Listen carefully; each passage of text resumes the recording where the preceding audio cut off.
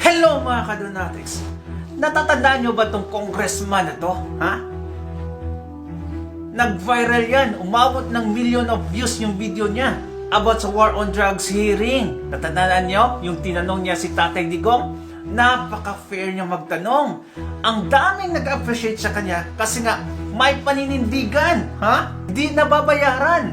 Pero I am so disappointed nung nalaman ko na isa siya sa mga congressmen na pumirma sa impeachment case ni Inday Sara Duterte. I am so disappointed. At ginawan ko pa to siya ng video kung gaano siya ka-fair kay Tatay Digong.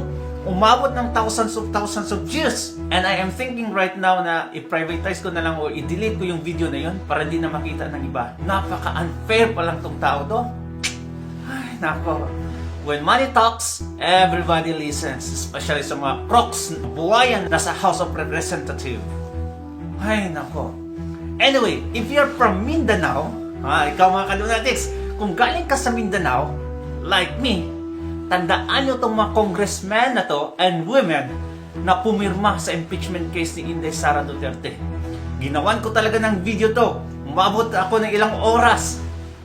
Pagre-research sa mga taong ito. Kaya, please, tandaan yung mga mukhang to para during election, midterm election, bigyan natin sila ng 0 vote if possible. Kasi pag ito, papalik sa Kongreso, sa lower house, magnanakaw na naman to ng pera ng taong bayan.